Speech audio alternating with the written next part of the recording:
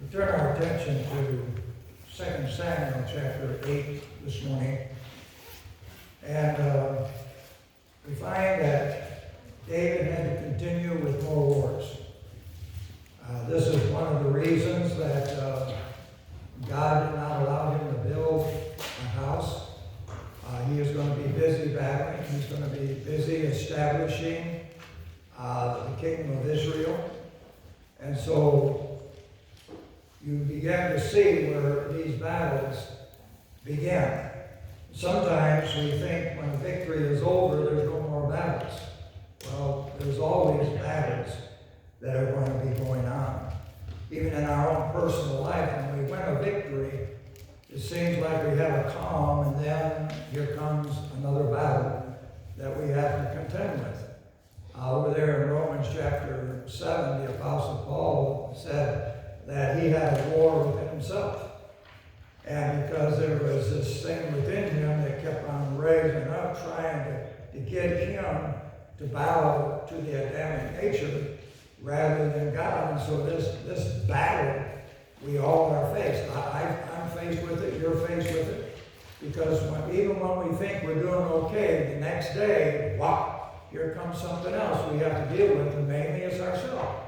It's the choices we make and things like that, the decisions that have to be made, the advice that we get. All of these things have to be weighed out as children of God. So battles continue to go on. But one thing over there in chapter 8, verse 6 and 14, God preserved David through them all.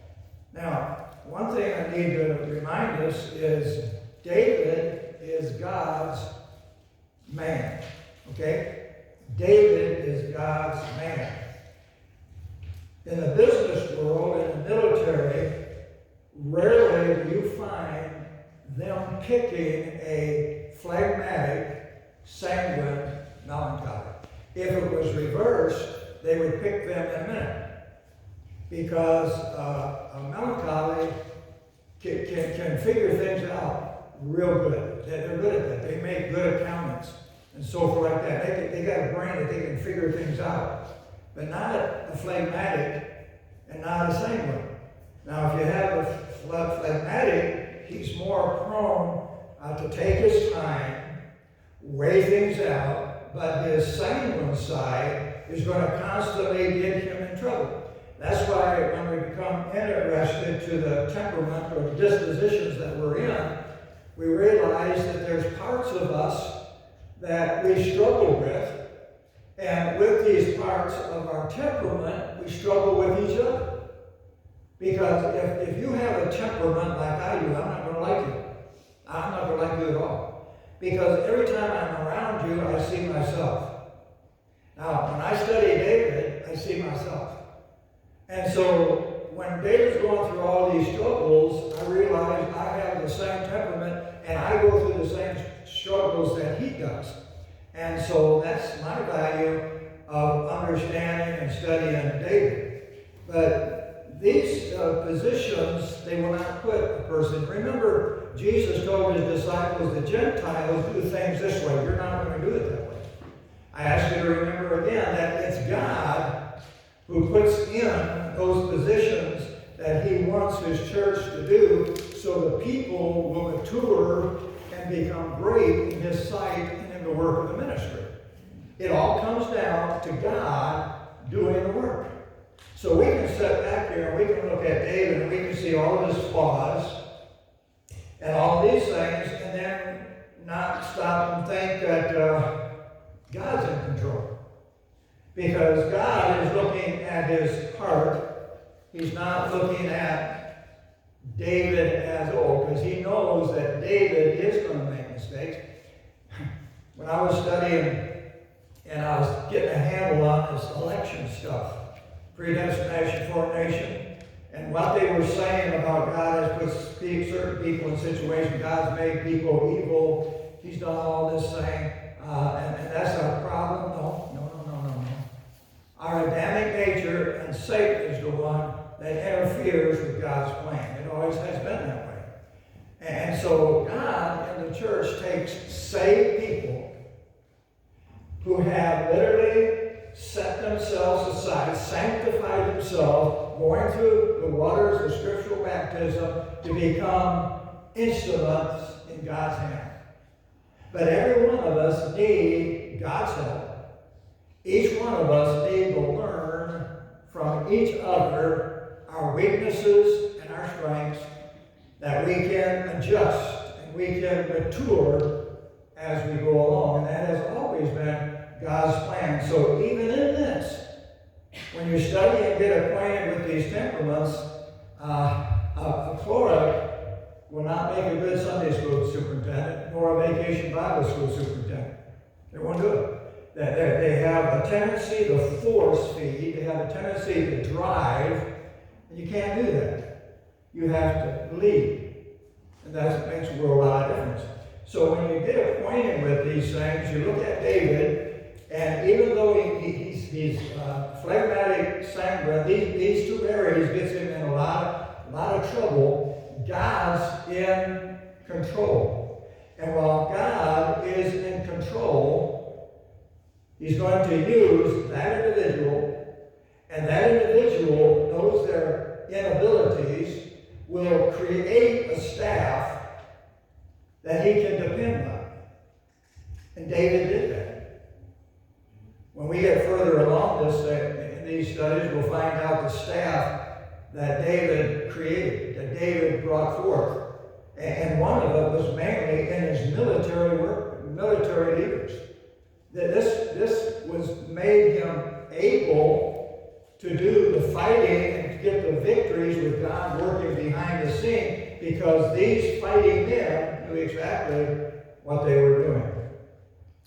So here we come to chapter 8, and we find out that David has another battle that he has to contend with. I stop and I look at this, and I see the excitement that David had with coming to Jerusalem with the ark.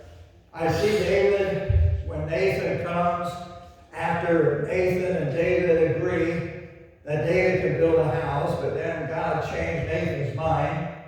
He had him go back to David and say, no, you're not going to do this. And then I look at David, and David said, that's okay. When God explained himself that his intent was to use David to bring Israel into that nation as it ought to be, he understood. Rather than being disappointed that he wasn't going to be able to build a house, God gave him the encouragement that I'm going to do that later. That's going to be up the road. And I'm going to do it through your seed. Otherwise, your son, somewhere up the road, is going to build me a house. And so David was settled on that. Pastors that I've talked to over the years find that there's more people that get so discouraged in the church. Well, when they come to the pastor and say, I want to do this and I want to do that, the pastor just kind of say, whoa. You were just saved. You just joined the church.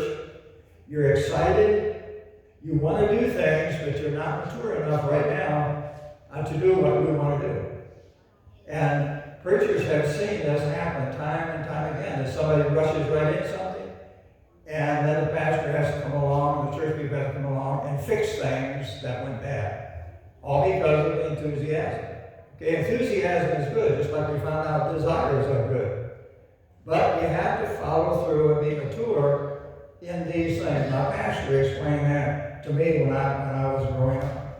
So here David has a battle here in chapter 8. It says in verse 1, and after this came to pass that David smote the Philistines and subdued them, and David took Mathon Ammon out of the hands of the Philistines. That word right there is interesting. It means the bridle.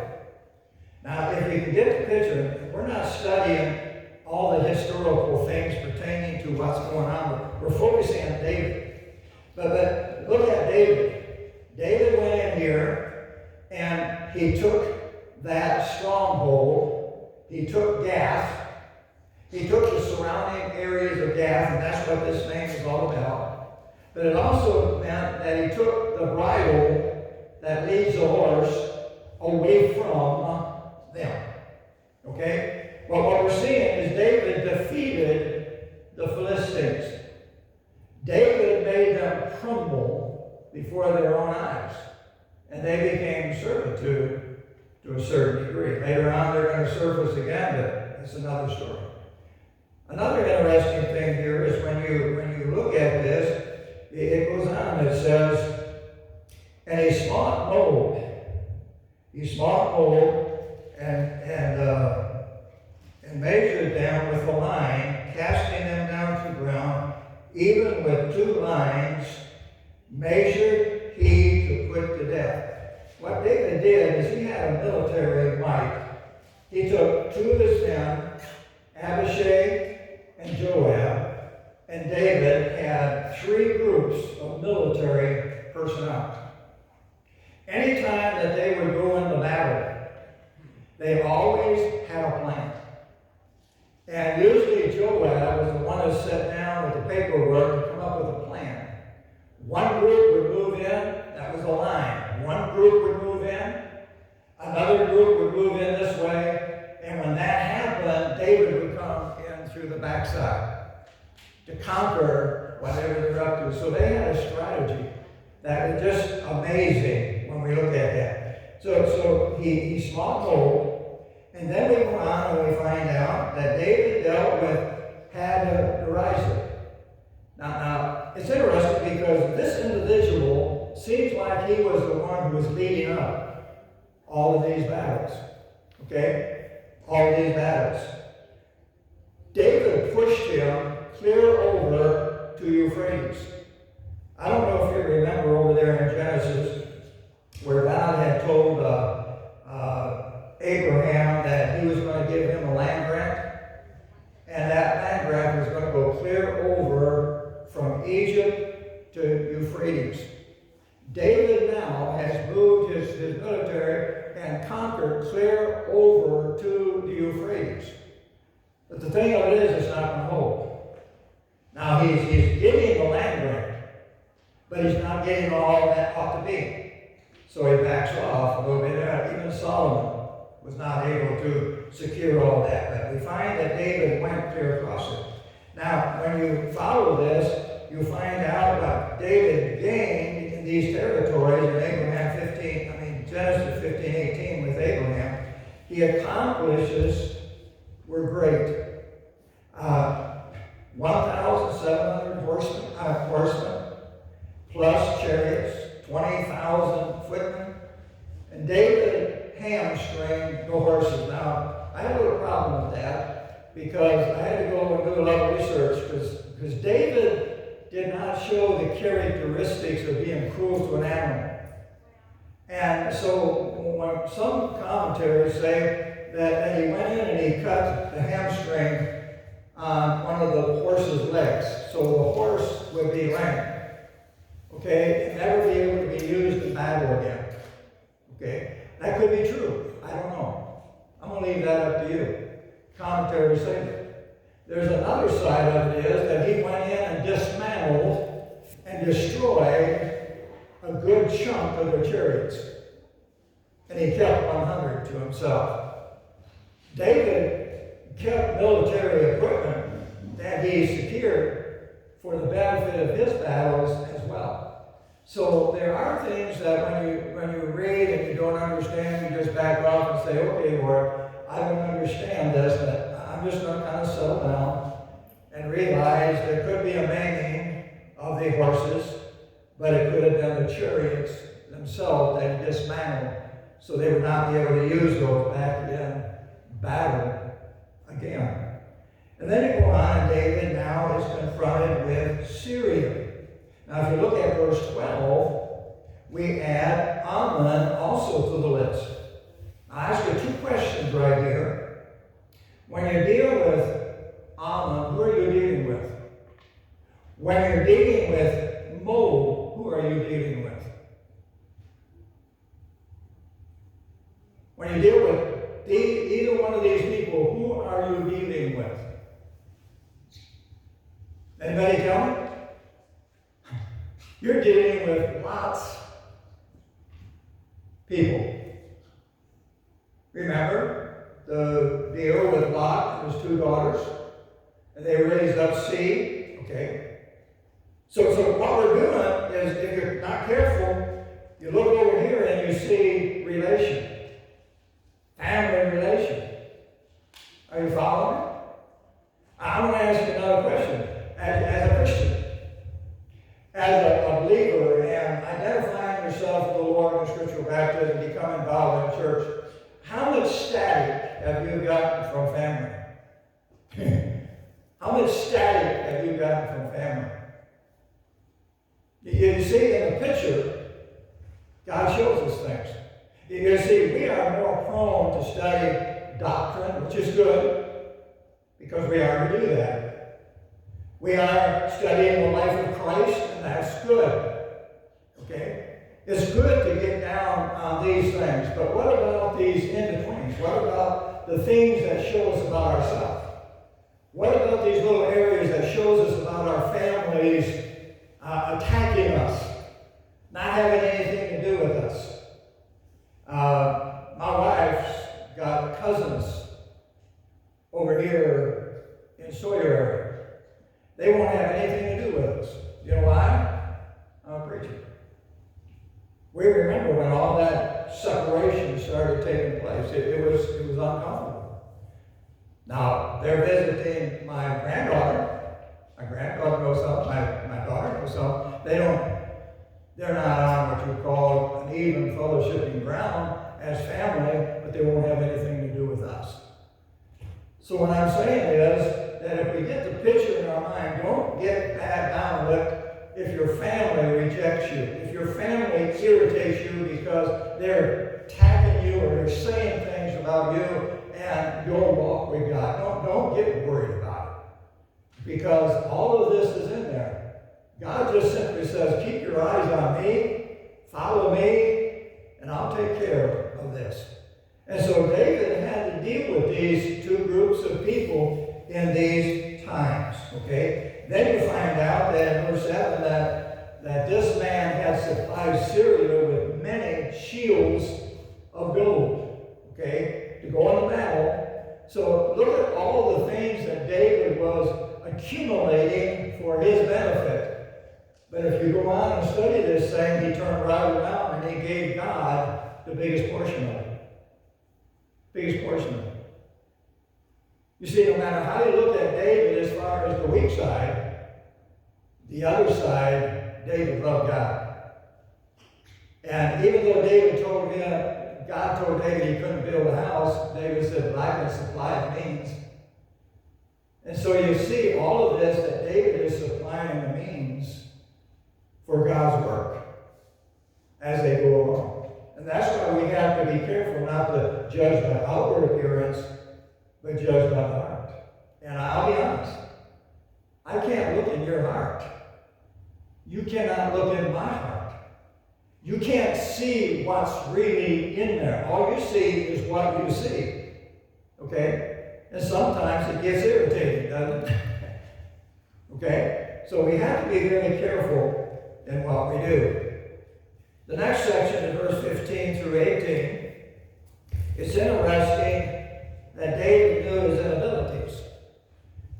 And in these inabilities, I want you to notice the staff that he created. I'm not going to go into it because that's not my intention with this lesson, but more or less to see David. Verse 15. And David reigned over Israel, and David executed judgment and justice unto all the people. He sat as an advisor. Okay? Now, it goes on and says, and Joab, the son of Zeruiah, was over the host. Jehoshaphat, the son of Ahilud, was recorder. You notice as you go down through here, each one of these sections shows a staff development. As I was pastoring and becoming more and more aware of pastoral responsibilities, it dawned on me by some mentors that I had that were real good writers, real good mentors. They never put me down. They would just give me more information to look at. And one of those things was to establish a staff. And they explained to me this is what's happening when you have 12 apostles in Jerusalem church, and the Grecians and the Hebrews can't get along because of the storehouse. What they did is they turned right around to the congregation and say, okay, now look, we got a problem here. And we need a staff. We need a staff that we can appoint over this business. Okay? Okay? And so they did. And it's satisfied.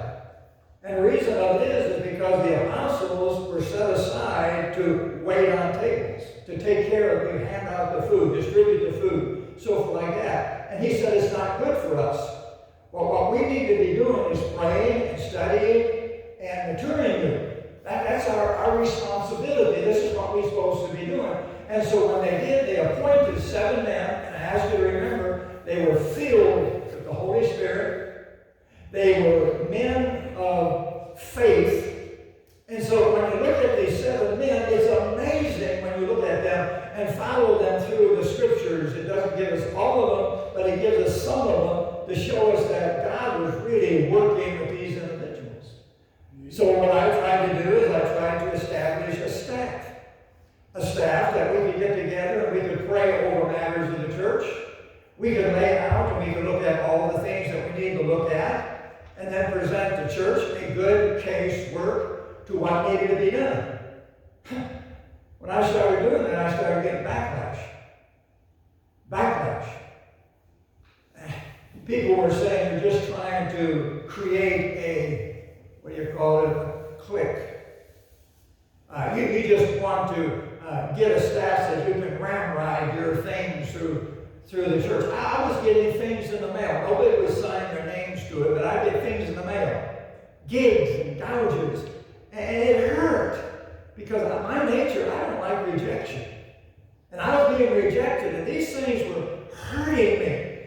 Because all I was doing is doing and following what God wanted me to do, to create a church staff that we could move forward, and people could mature and grow up, and everything, all the ends would be met.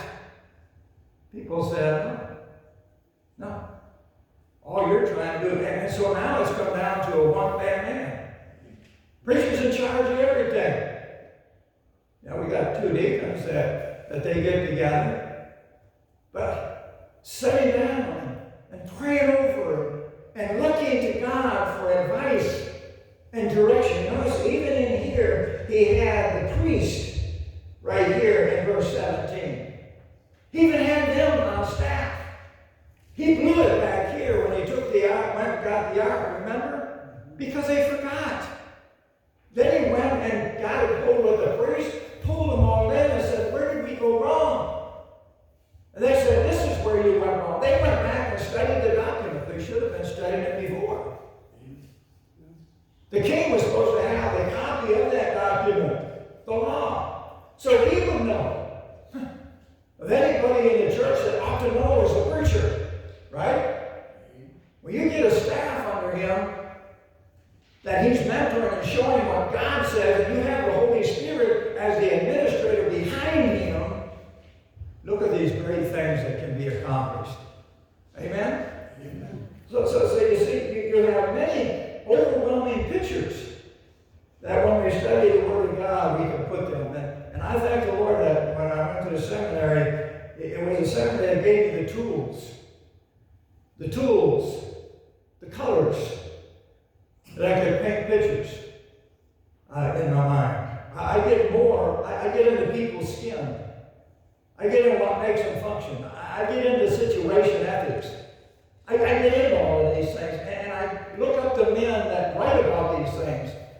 And it is very productive. And it was for David doing all of this. Then at this time, I'm going to stop right here. Time is one of those things that we don't really consider when we're reading the Word of God. We were chapter, verse. We don't take time to realize the time structures. This doesn't just happen here, and the next verse is here and here. No, it's time. It might be weeks. It might be months. It might be years before something else is coming along there. You have to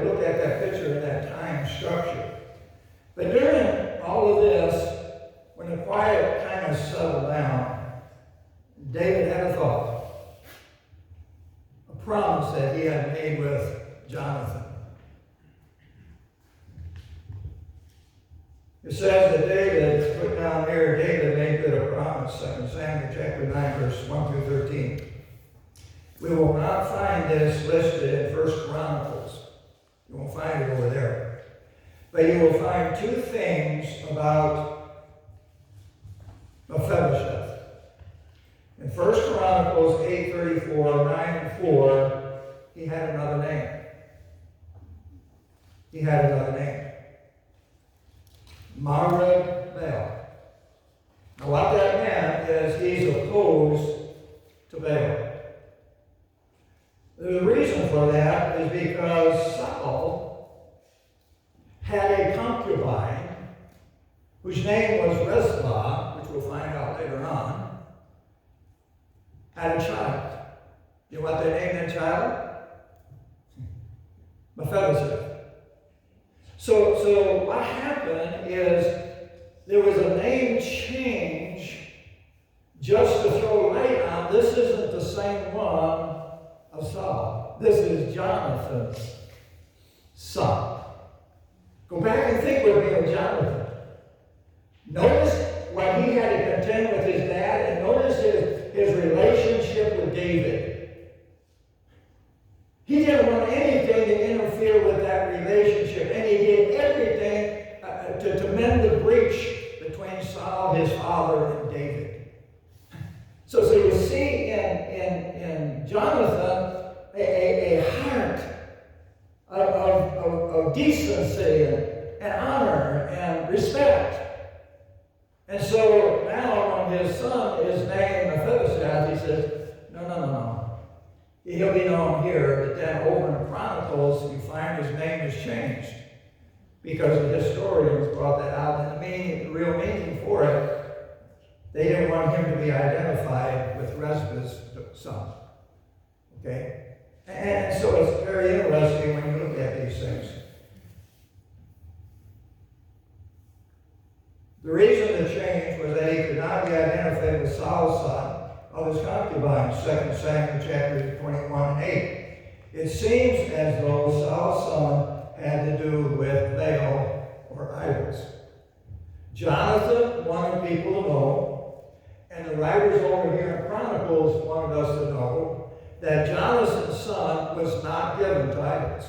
Now, I've read in some commentaries where he was.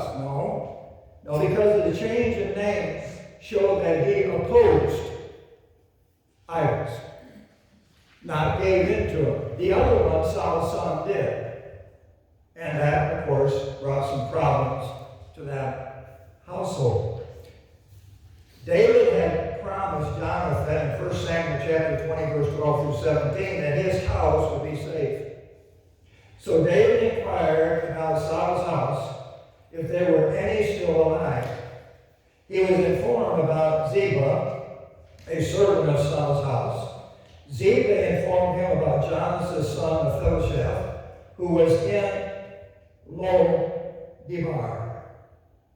That might not mean anything, but it means a lot. And it throws on the story even a greater compassion and so forth of David. This here means a desert place. It means without pasture. You see, when Saul was killed and Jonathan, the handmaid of this young man, took him and ran.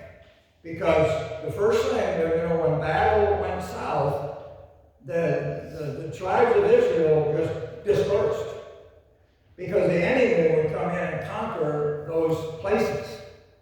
And so, of fear of this happening, she took Mephibosheth and ran into the desert area of Gath, believe it or not, in the area to enemy's territory. But he didn't. And he was there for a long period of time, without pasture, without anybody really associating with him. And so, while she was running, she dropped him or fell, and both of his legs, feet, got maimed. So he couldn't walk. So this poor kid is in bad trouble. It's the most moving story of compassion you will read on how David had him moved into his house and eat from his table.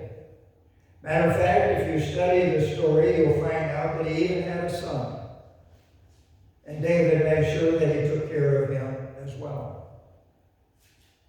David gave them land that belonged to Jonathan. Then he told Ziba, he said, I want you to go, and he said, I want you to cultivate that land. I want you to raise the food. I want you to be every help you can be to this young man, since he can't do it. So not only did he eat at David's table, but he also had all the provisions that he needed to be made. Now, as you study this story, and if you're like I am, you read a story and then you continue it on, you jump over to another section to where it's talking about, and that's when, because of Absalom and what Absalom did to cause David to leave, Ziba came with camels full of stuff to feed David and his men. And he brought an accusation that Mephibosheth had turned back, thinking that the kingdom would come back to him, which was a fortified land. So David had to learn to weigh things out. Even though David got upset, finally Mephibosheth came to him, he explained to him, because this was just a one-sided story. You remember that in any story there's two sides. Amen? And the hardest thing you have to do is weigh out both sides. Okay? Because one side is going to tell you one thing, another side is going to tell you anything. God knows the difference. God knows the difference. I remember, I'm not putting myself on a pedestal, please. But there was a situation in a church that I had to go to prayer. Two sides. Two sides. I was trying to bring them together. And I couldn't do it. It was a breach in the church. And I couldn't do it. I went to my office and I got down on my knees and I prayed, God, I need help. I don't have anybody here I can turn to. What can I do? And I can't explain it. I lean on the unction of the Spirit of God that something just stopped me right there and said, leave it alone. I left it alone. It dissolved itself, but what it did is broke the church apart.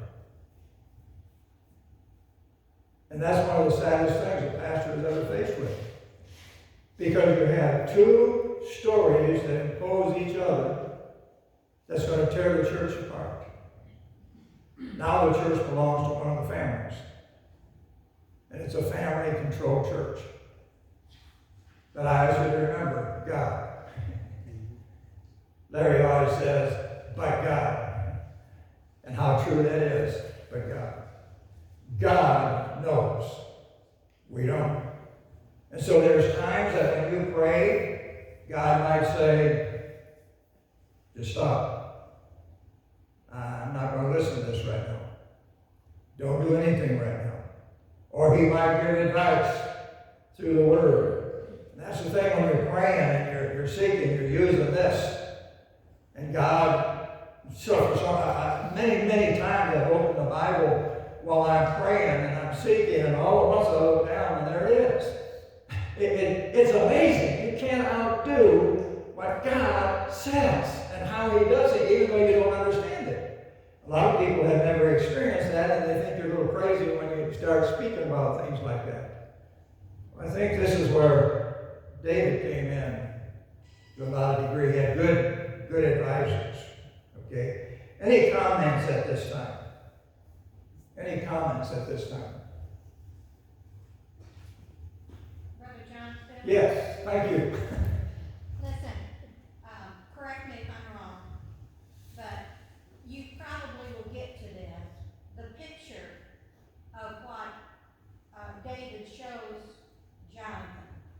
He shows him mercy, for one thing, but you probably will get to that. But I got that out of this when I read it. He did, because back there he promised Jonathan, because that was one of the things Jonathan knew, that he was going to be king of Israel. And so he asked David, please, safeguard my house. And David said, I will. And so here you go. A lot of times we forget promises. David did not forget the promise. It's right here. Okay? And that's what I'm trying to get at. At some point, David remembered a promise that he had made. And now he has set it in order. And remember, this doesn't happen yesterday, today, because he had to set out a search committee to find out where this guy is. Okay? And then he had a conversation with Ziba, and he had to find out from Ziba all the details. And then he set it in order to have everything else done. Okay? There were more wars to be fought. Chapter 10. As we read about the two groups of the people, the Ammonites and the Syrians again, the king of Ammon died.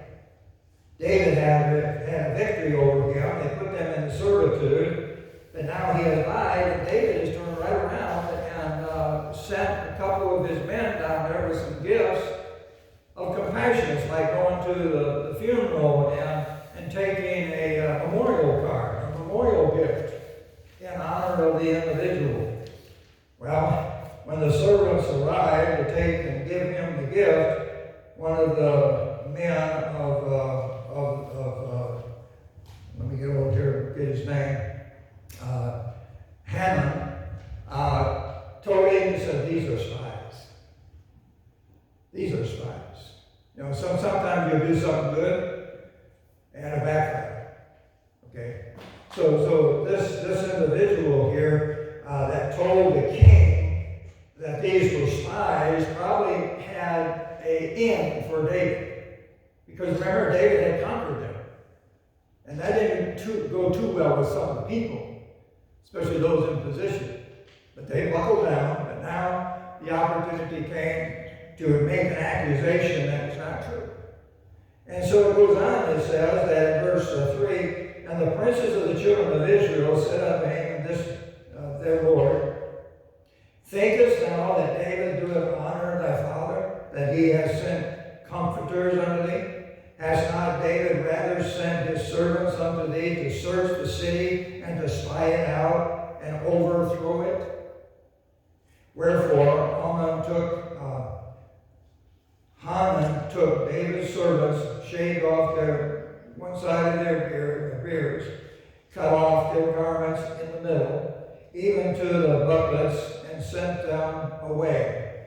You talk about humiliation.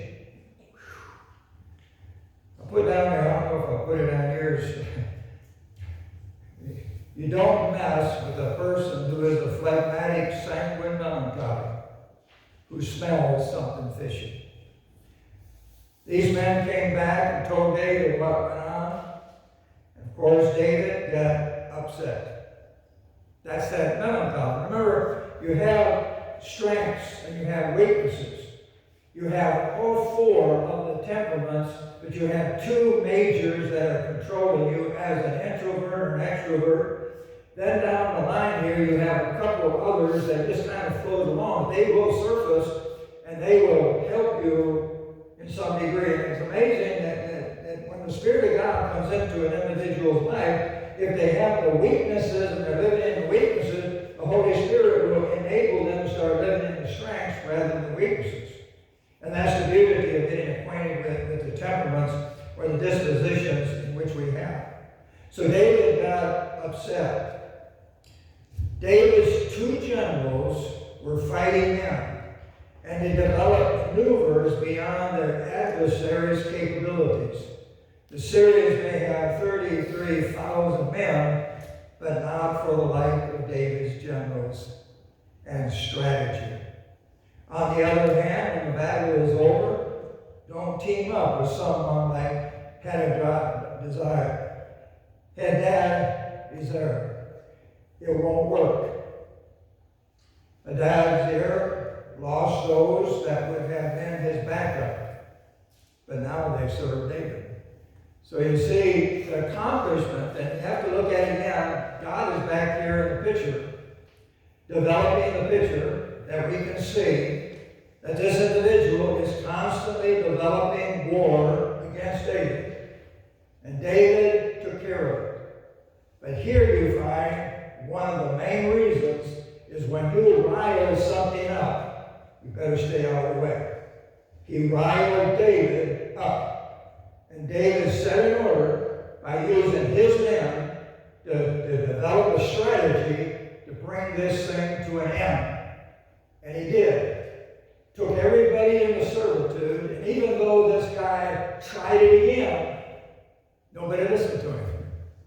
Nobody would fight with him. Nobody would follow him.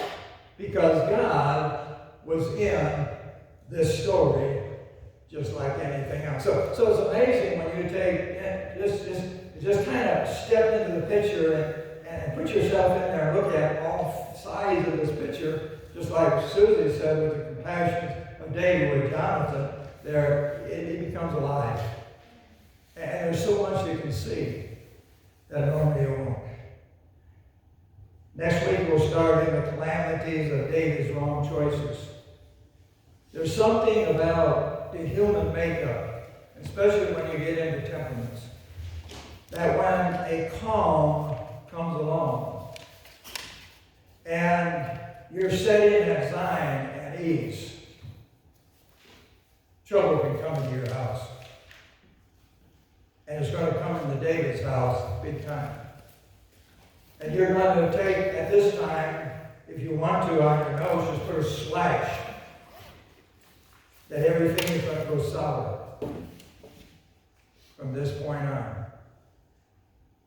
And when certain sins enter the picture, everything will go south. And we'll look at that when we look at David and what developed with Bathsheba. Let's go to the Lord in prayer. Thank you for the lesson this morning, Father, and just pray that we'll learn how to just kind of put ourselves in the story and look at the situations that are there and the people that are there and see ourselves. See what we would have done in any given situation if we were there. Just help us to learn, dear Father, that we might grow and keep our focus on you and realize that you're the one that all things work together to the good for those who love you and are called according to your purpose. I pray in Christ's name. Amen. Thank you.